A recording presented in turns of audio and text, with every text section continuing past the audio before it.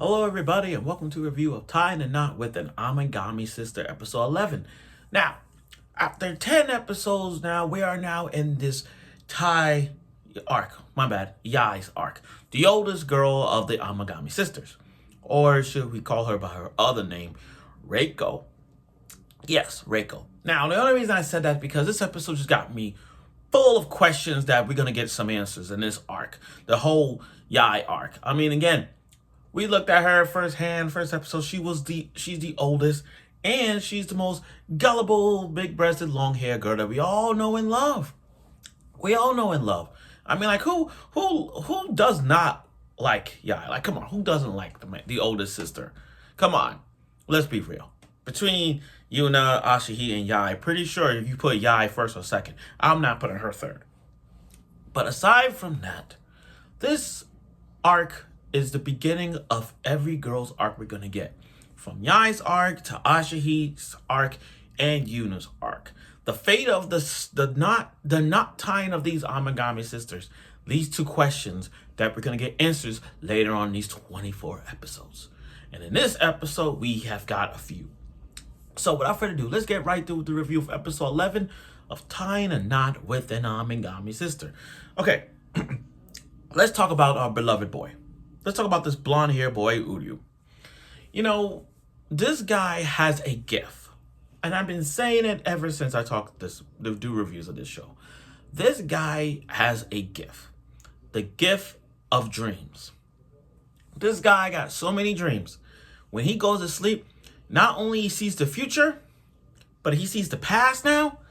Like, he literally had a dream where when he was a kid, and he was talking to Yai. He was literally talking to Yai as a kid. So I'm like, wait a minute. Everything's happened to a reason. Everything is connected. Everything is so connected. Like this, the knot tying. You know how fate is? Fate works in mysterious ways. This is one of them. I mean, how are you gonna start with an episode where he dreams about him as a boy and he sees when he was a kid and talking to Yai as a kid? And I'm like, yo, everything happens for a reason. Everything happens for a reason. That's just the epitome of like, oh my God, it's working. So again, now Yai's 20 years old. We get it. She's the oldest. She drinks beer. She is drunk as hell.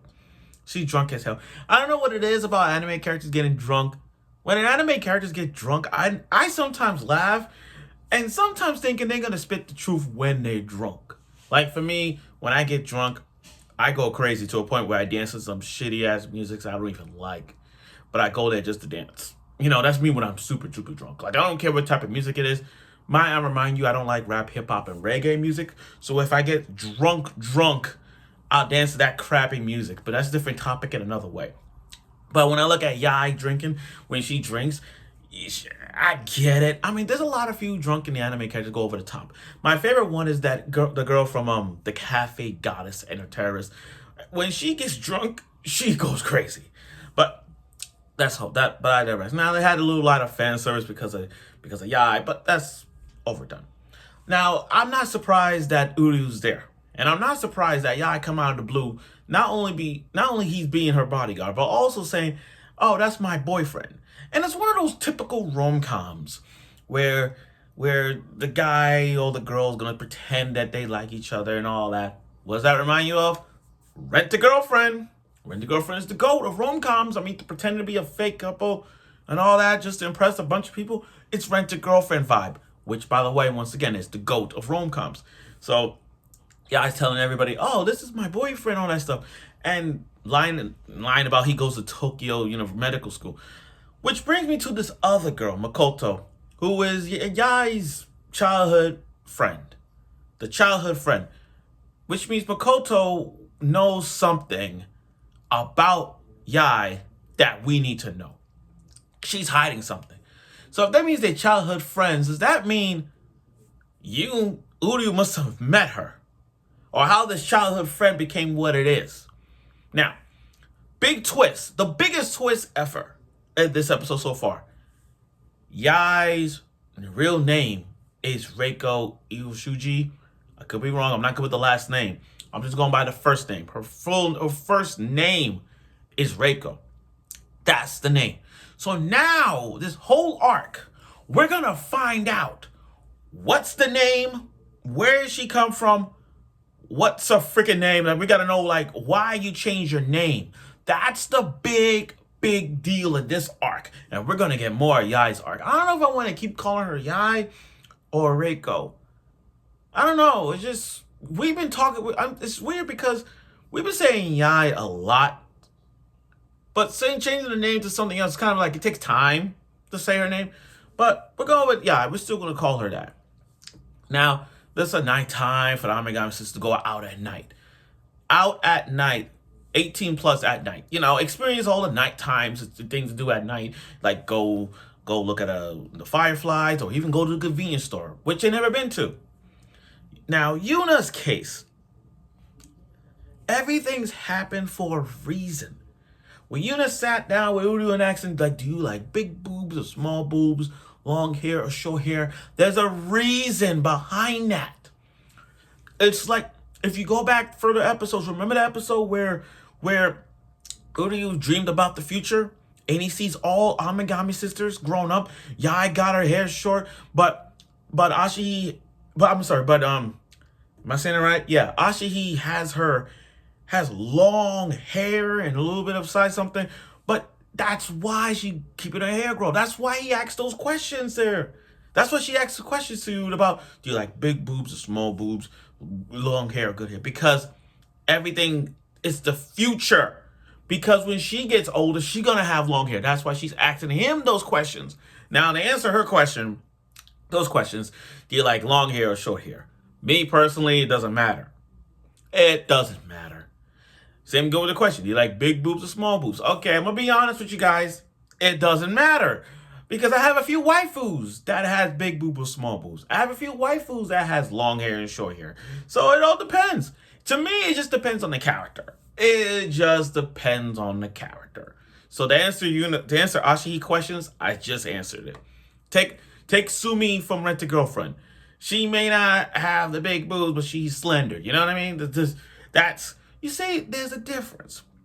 There's a difference. Now I could go over the top and say Hinata Hyuga, which is my number one waifu. Yeah, she got all that. I mean, but that's just answering the questions that she's basically. Now they go to the convenience store for the first time. Their first time going to a convenience store, 7-Eleven joint, buying all those 50-cent popsicles, $1 soda, maybe $2.50 a beer, $1.75 on ice cream. Really nice. And seeing Yuna being Yuna Tsundere-ish, just can't decide, just bypassing all the ice cream. And even though he spent all his money, he bought it. Now, Makoto, we're going to see a lot more of her in the later episodes. I really am curious about her. Like, she is really Yai's best friend and will do everything she can to protect her.